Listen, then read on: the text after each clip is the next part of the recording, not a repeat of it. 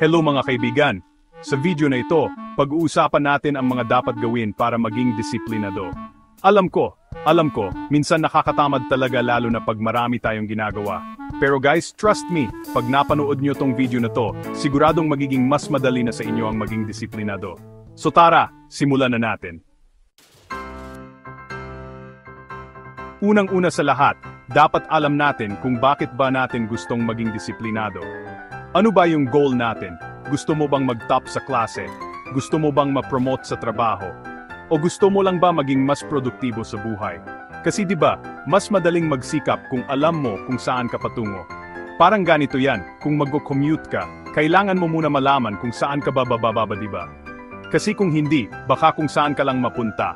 Kaya dapat may clear goal tayo. Isulat mo 'yan sa notebook mo, ilagay mo sa sticky notes sa salamin, o kaya naman gawin mong phone wallpaper.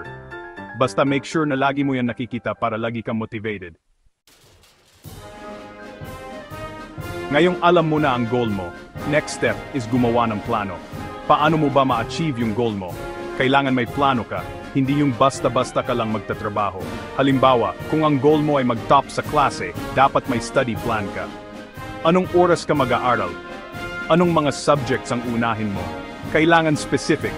Pwede mo ring i-divide yung goal mo into smaller tasks. Mas madaling mag-focus sa maliliit na bagay kesa sa isang malaking goal. Kaya huwag kang matakot magsimula sa maliit. Basta siguraduhin mong may progress ka araw-araw.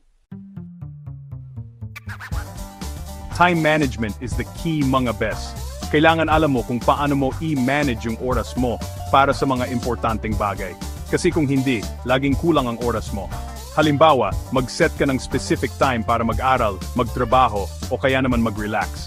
Pag sinabi mong 2 oras kang mag-aaral, 2 oras lang talaga. Huwag mong hayaan na ma-distract ka ng phone mo, ng Facebook, o ng mga kaibigan mo. Dapat disciplined ka sa oras mo. Kasi yung oras, hindi yan bumabalik. Kaya sulitin mo na. Alam ko, ito yung pinakamahirap sa lahat. Kasi minsan, nakakatamad talaga. Parang mas gusto mo na lang humiga sa kama at manood ng Netflix. Pero guys, kung gusto mo talagang maging disiplinado, kailangan consistent ka. Hindi pwedeng isang araw masipag ka, tapos kinabukasan wala na. Kailangan araw-araw mong ginagawa yung mga dapat mong gawin. Isipin mo na lang yung goal mo. Imagine mo yung feeling na na-achieve mo na siya. Di ba ang sarap sa feeling nun? Kaya push lang ng push. Siyempre, hindi naman puro trabaho lang. Kailangan din natin mag-enjoy. Kaya naman, pag na-achieve mo na yung goal mo, o kaya naman may natapos kang isang task, bigyan mo naman ng reward yung sarili mo. Pwede kang kumain sa labas, bumili ng bagong damit, o kaya naman mag-travel. Kahit maliit na bagay lang, basta make sure na ma-appreciate mo yung sarili mo. Kasi 'di ba, mas ganado tayo magtrabaho kung alam nating may reward na naghihintay sa atin. Kaya go, reward yourself. So ayun lang mga kaibigan, sana may natutunan kayo sa video na to. At tandaan, hindi naman overnight nagiging disiplinado ang isang tao. It takes time, effort, and a lot of patience. Kaya wag kayong mawala ng pag-asa. Kung kaya ko, kaya nyo rin. Salamat sa panood mga kaibigan.